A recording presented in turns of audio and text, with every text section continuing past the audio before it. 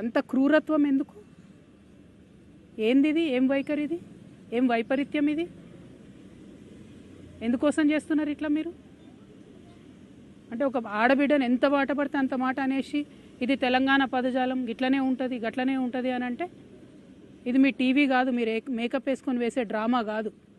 ఇది రాజకీయము, ఇది ప్రజాస్వామ్యము. ఇందులో అనేక మంది ప్రజల యొక్క జీవితాలు ముడిపడి ఉన్నాయి. అరే తెలంగాణ జాగృతి ఎన్నో కార్యక్రమాలు చేసింది, అందులో బీసీ ఉద్యమం ఒక భాగం మాత్రమే.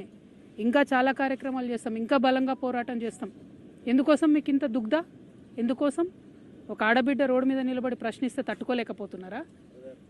నాలాంటి వాళ్ళను కోట్లాది మందిని తయారు చేస్తా ఏమనుకుంటున్నారో మీరు? మేము అనుకుంటే, ఆడబిడ్డలు అనుకుంటే కనీసం ఇంట్లోకి వెళ్ళి బయటకు వెళ్ళలేరు. మీరు ఆలోచన చేసుకోవాలి. మల్లన్న గారు ఎవరి కోసం మాట్లాడుతున్నారు మీరు? నేను ఇవాళ రాష్ట్ర ముఖ్యమంత్రి గారిని కూడా అడుగుతున్నా. ఈ మల్లన్న గారు నిన్న మధ్యాహ్నం ఈ టైంకి ఈ మాట మాట్లాడితే ఇంతవరకు నేను ముఖ్యమంత్రి గారికి ఒక సహచర ఎమ్మెల్సీని ఇంతవరకు కనీసం ముఖ్యమంత్రి గారు మాట్లాడలే. ఆ రోజు వారి కుటుంబ సభ్యుల మీద మాట్లాడితే ఇద్దరు ఆడపిల్లల్ని, యూట్యూబర్స్ని, జూనియర్ జర్నలిస్టులని పట్టుకపోయి మీరు జైల్లో పెడతారా? ముఖ్యమంత్రి గారు నేను మిమ్మల్ని డిమాండ్ చేస్తూ ఉన్నా, మీరు తక్షణమే మల్లన్న గారిని అరెస్ట్ చేయకపోతే మల్లన్న గారితో ఈ మాటలు మాట్లాడించింది మీరే అని కూడా తెలంగాణ ఆడబిడ్డలు అందరూ అనుకునేటటువంటి పరిస్థితి వస్తుంది. మీ కుటుంబానికి ఒక న్యాయం, తెలంగాణ ఆడబిడ్డలందరికీ ఇంకో న్యాయం ఉంటుందా? ఎంత ఆవేదనగా మాట్లాడినారు ఆ రోజు అసెంబ్లీలో ముఖ్యమంత్రి గారు. మా ఆడబిడ్డలు అంటారా, మా కుటుంబాన్ని అంటారా అని. ఇవాళ నేను తెలంగాణ ఆడబిడ్డను కాదా? తెలంగాణ ఉద్యమంలో పనిచేయలేదా? తెలంగాణ బీసీల కోసం పనిచేస్తలేనా? తెలంగాణ అసెంబ్లీలో అంబేద్కర్ బొమ్మ పెట్టాలని దీక్ష చేయలేదా? ఎన్ని పనులు చేసినాం, ఎన్ని విషయాల్లో కొట్లాడినాం, ఎన్ని అంశాల్లో మాట్లాడినాం, ఇంకా మాట్లాడతాం. మాకు అవకాశం ఇస్తే ఆడబిడ్డలకి ఇంకా మాట్లాడతాం. ముఖ్యమంత్రి గారు నేను డిమాండ్ చేస్తూ ఉన్నా, ఎట్టి పరిస్థితుల్లో వెంటనే తీన్మార్ మల్లన్న గారిని అరెస్ట్ చేయాలి. మేము రేపు ఉమెన్స్ కమిషన్ కూడా వెళ్తాం, నేషనల్ ఉమెన్స్ కమిషన్ కూడా వెళ్తాం. ఇవాళ చైర్మన్ గారికి ఇచ్చిన రిప్రజెంటేషన్లో కూడా నేను అదే చెప్పిన, హౌస్ సెషన్లో లేదు కాబట్టి ప్రివిలేజ్ మోషన్ నేను మూవ్ చేయలేను, కాబట్టి ఎథిక్స్ కమిటీకి మీరు రిఫర్ చేయండి. అట్లానే చైర్మన్ గారికి డిస్క్రిషనరీ పవర్స్ ఉంటాయి, అంటే చాలా అసాధారణమైనటువంటి పవర్స్ ఉంటాయి. ఆ అసాధారణమైనటువంటి పవర్స్ యూజ్ చేసి తీన్మార్ మల్లన్న గారిని వెంటనే ఎమ్మెల్సీ నుండి సస్పెండ్ చేయమని కూడా నేను డిమాండ్ చేస్తూ ఉన్నాను. ఎందుకంటే ఒక బాధ్యతాయుతమైనటువంటి పదవిలో ఉన్న వ్యక్తులు నోరు చూసుకొని మాట్లాడాలి. మనని లక్షలాది మంది ప్రజలు గమనిస్తుంటారు. నాకు మాట్లాడరాక కాదు, నాకు భాష తెలియక కాదు, కానీ కంట్రోల్లో ఉండాలి, లిమిట్లో ఉండాలి, ప్రజాస్వామ్యబద్ధంగా ప్రశ్నించాలి. అది వదిలిపెట్టి మీరు ఏది పడితే అది మాట్లాడతామంటే మాత్రం మేము ఇక్కడ ఊరుకోము. ఏదో ఆడబిడ్డ కదా, ఓ సంస్థ నడుపుతుంది కదా, ఆమెను ఏదన్నా ఎవరుంటారు వెనక అనుకున్నారేమో. నా వెనక లక్షలాది మంది తెలంగాణ ఆడబిడ్డలు ఉన్నారు, నా వెనక లక్షలాది మంది తెలంగాణ అన్నదమ్ములు ఉన్నారు. నేను మామూలు ఆడబిడ్డను కాదు చెప్తున్నా. అగ్గి రవ్వనై రగులుతా ఎక్కువ తక్కువ వేస్తే. తీన్మార్ మల్లన్న గారు జాగ్రత్త, నేను చెప్తున్నా, జాగ్రత్తగా ఉండండి. Thank you. జై తెలంగాణ.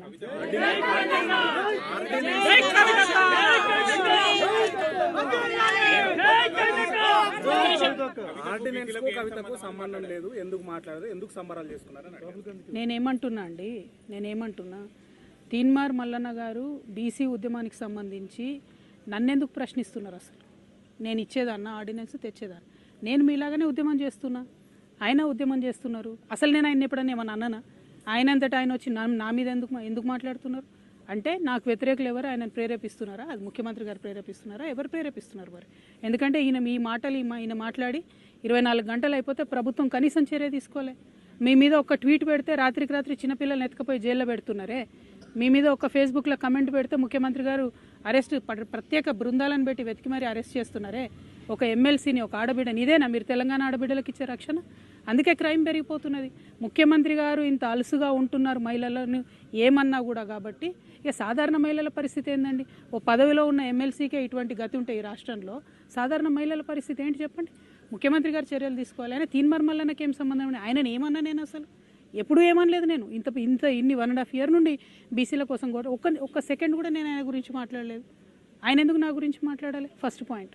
సెకండ్ పాయింట్, ముఖ్యమంత్రి గారు మాత్రం చూసి చూడనట్టుగా ఈ వ్యవహారంలో ఊరుకుంటే తెలంగాణ ఆడబిడ్డలందరం కూడా ఇది మాకు అవమానంగానే భావిస్తాం. కానీ నేను ఇంకా బలంగా సమస్యల మీద కొట్లాడుతూనే ఉంటా. వెనక్కి తగ్గే క్వశ్చనే లేదు. మిమ్మల్ని మాత్రం నేను ఇవాళ కోరేది ఒకటే, ఆడబిడ్డల్ని గౌరవించడం నేర్చుకోండి. ఇలా బోనాలు, మాంకాలమ్మ బోనాలు పొద్దున్న లేచి నేను బోనాలకు పోయేది ఉండే, అది బంద్ పెట్టుకొని ఇదే దుకాణం నడుస్తుంది పొద్దున్న నుంచి. ఎందుకు ఇవన్నీ? నేను ఒకటేనండి, ప్రజా సమస్యలు ఎవరన్నా మాట్లాడవచ్చు, ఎవరన్నా ప్రజా సమస్యలు మాట్లాడవచ్చు. తెలంగాణ జాగృతి అనేక ఉద్యమాలు చేసింది, అందులో బీసీ ఉద్యమం ఒకటి. మా సంస్థకున్న నిబద్ధత ఏంటంటే మేము ఏదైనా అంశం ఎత్తుకుంటే అది సాల్వ్ అయ్యేదాకా దించం. మహిళా బిల్లు ఎత్తుకున్నా దించలేదు, ఏ అంశమైనా సాల్వ్ అయ్యేదాకా దించం. అంబేద్కర్ విగ్రహం అయినా కానీ ఏదైనా కూడా ఇష్యూ సాల్వ్ అయ్యే వరకు దించం. బీసీ ఉద్యమం కూడా అంతే, ఇష్యూ సాల్వ్ అయ్యే వరకు దించే ప్రసక్తే లేదు. అటువంటి కమిట్మెంట్, అటువంటి నిబద్ధత ఉన్న సంస్థ కాబట్టి మా మీద రాళ్ళు పడతాయి, కరెక్టే. కాకపోతే ఈయన వ్యక్తిగతంగా ఎందుకు అనాలి నన్ను అని దానికి తెలంగాణ పడికట్టాను కవరింగ్ ఇచ్చుకుంటే, చూస్తూ ఊరుకుంటే, చూస్తూ వదిలేస్తే ఈ జాడ్యం పెరిగిపోతుంది, తెలంగాణ అంతా వ్యాపిస్తుంది. కాబట్టి దయచేసి ప్రజాస్వామ్యవాదులందరూ కూడా ఆడబిడ్డల పక్షాన్ని నిలబడాలని కోరుతున్నాను.